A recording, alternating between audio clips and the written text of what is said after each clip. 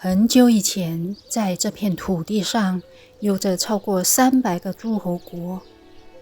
每个诸侯都在自己的封地上建设了各自的堡垒。于是几个世纪下来，就有了几百座大大小小的堡垒。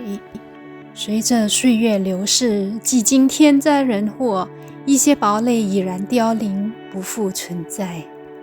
而一些经历了岁月的洗礼，仍然保留着残垣断壁，散发着浪漫主义的美。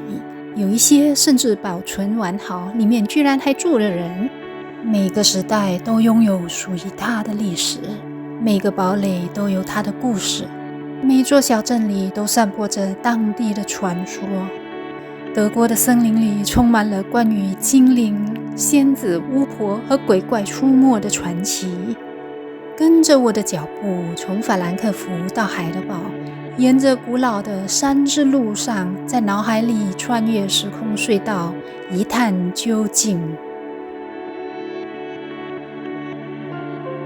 它全长只有68公里，在罗马帝国时代，它是重要的经商和军事路线。中世纪的时候，这条路上陆续兴建起许多堡垒。山之路，一条休闲度假的主题之路。它的东边有奥登森林的山坡，这个地区常年日照大约1000个小时，山坡上非常适合种植葡萄。西边距离莱茵河不远，偶尔和风拂面，宜人的气候适合人类聚居，常常令人有地中海的错觉。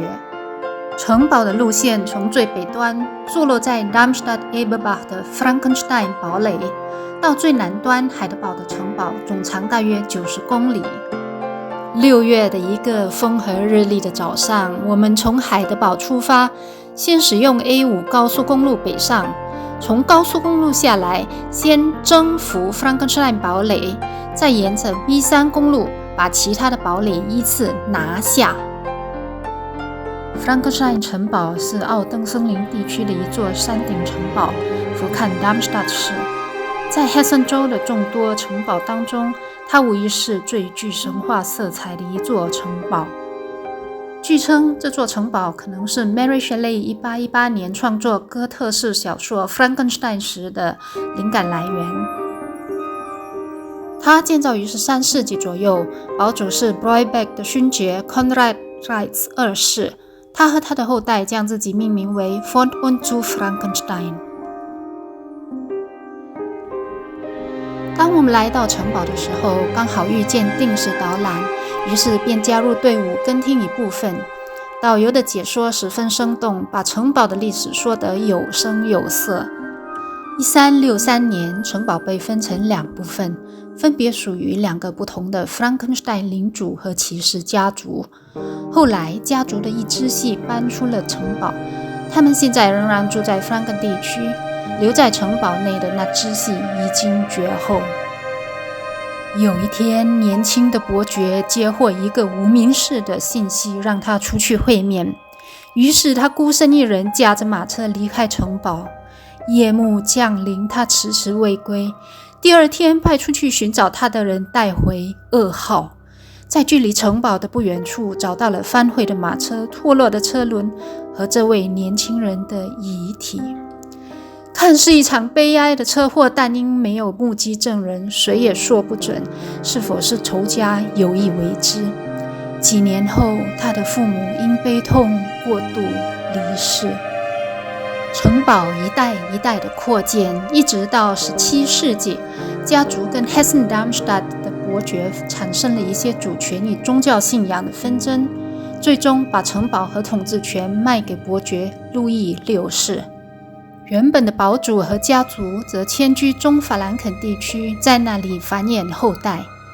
在法国的路易14战争年代，这里曾一度成为监狱和伤残军人的疗养所。后来城堡管理欠妥，逐渐失修，关于它的谣言也越来越多。一直到19世纪中期，大公爵路易3世才尝试将城堡起死回生。在城堡由现代政府接手管理后，它才得到真正的维护。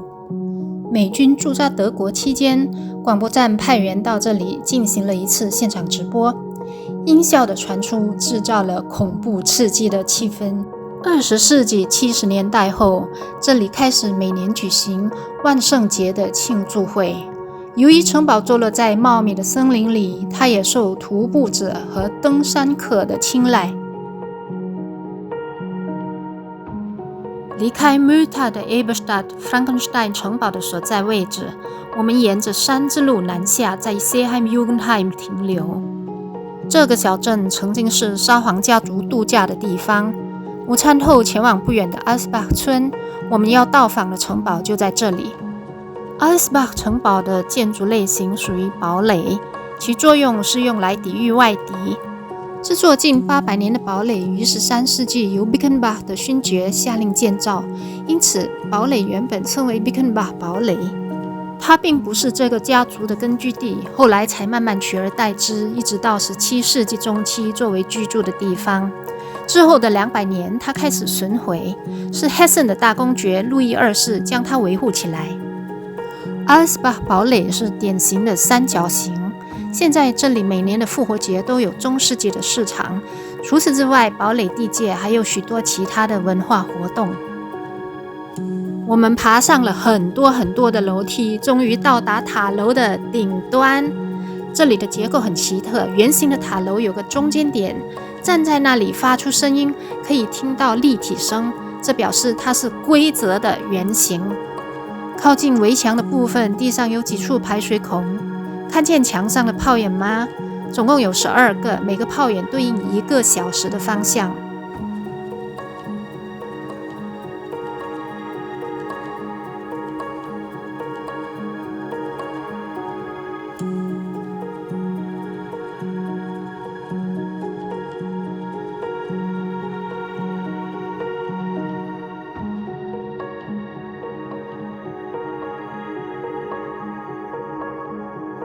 德文里有一个词汇叫做 Zwinger， 它指的是堡垒的内墙和外墙之间的区域。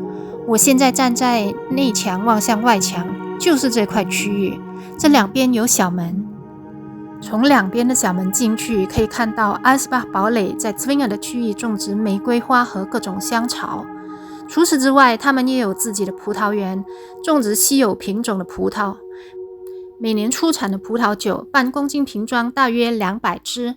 在堡垒内，每年也举行葡萄酒节。接着，我们在不远的 Zwingenberg 小镇看看，这是山之路上规模最小的小镇。13世纪的时候，它处于交通要道，朝廷在这里向往来商客征收税务。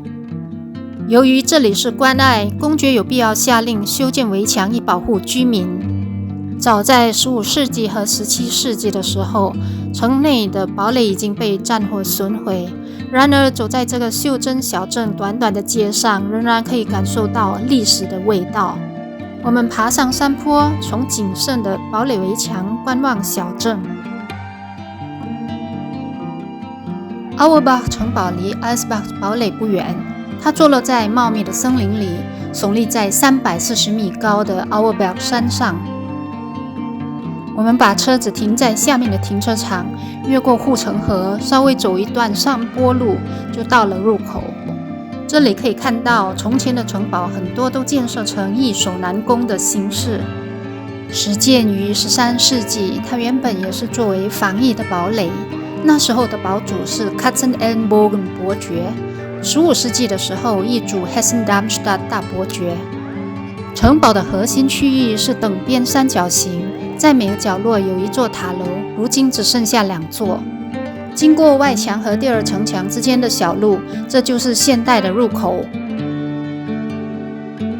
进入城堡后，我们先登上其中的一座角楼看看。几乎每座防御堡垒里都建有各种各样的射击孔或者炮眼，这个长得像钥匙的就叫做钥匙炮眼。楼顶上的通道十分狭窄，大概只有1人的宽度。登上另一座更高的角楼看看，是不是很壮观？所谓的登高望远，差不多就是这个意思吧。来到这里，我们不禁感叹大自然的伟大和人类的渺小。我们在堡垒的主体建筑前停留的时候，碰见一位来自澳洲的朋友。他说他每年会回来这里附近探亲，这个堡垒是他最喜欢来的地方，每次一定会来这里走一趟。这次他带着女儿回来，希望她也会喜欢这里。曾经风光无限的宫廷已然不复存在，只有残垣断壁。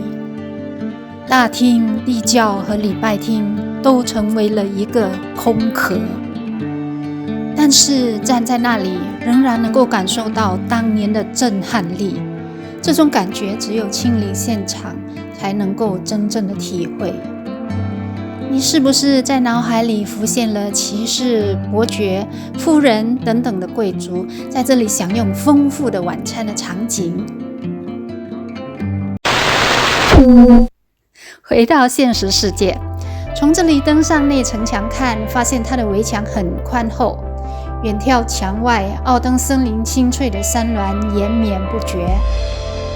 我们发现了一件奇妙的事情，墙上居然长着一棵壮大的古松，大自然的力量的确无所不在呀。